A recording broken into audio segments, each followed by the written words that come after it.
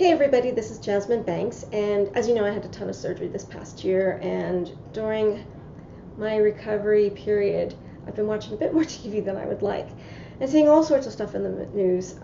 This week, this one really bugs me.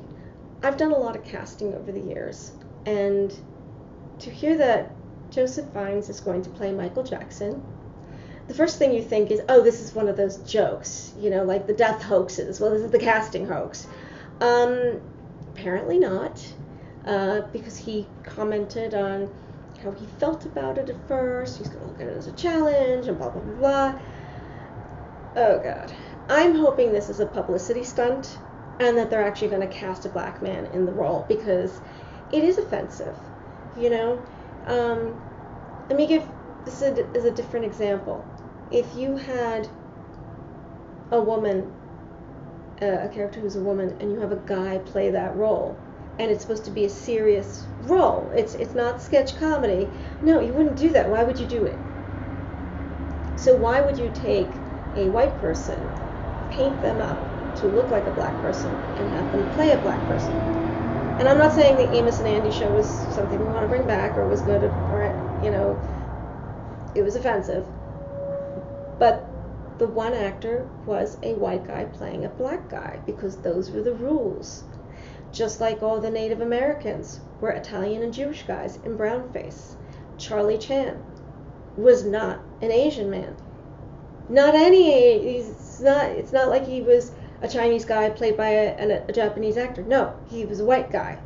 So this is not okay. It just isn't. I thought we knew that by now.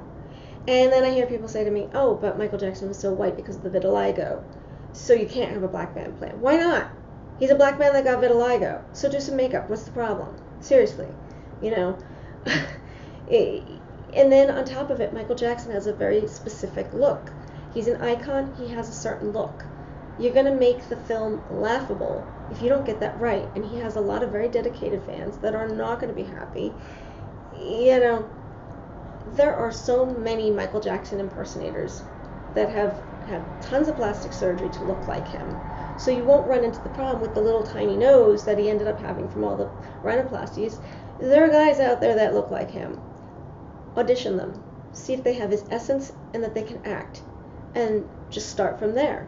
If not, then trust me, there are plenty of tall, thin, black actors out there, male actors, that have a small nose to begin with, and then the rest is makeup from that point. This is not rocket science. I don't understand what the problem is. And on top of it, it's a smack in the face to the black community. It's insult added to injury after what's happening with the Oscars.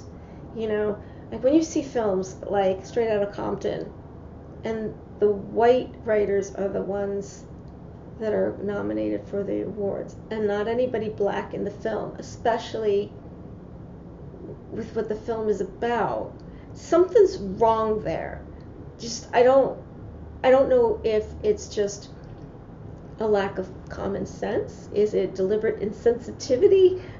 What is it? I honestly don't get it, because in all the casting I've ever done, I make my best effort that if someone is supposed to be a Hispanic character or an Asian character, whatever, I don't go and say, well, you could pass for.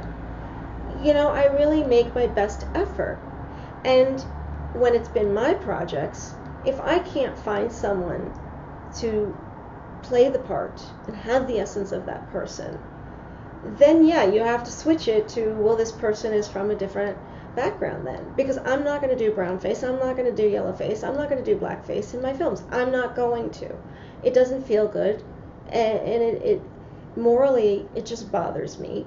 And there's really no excuse.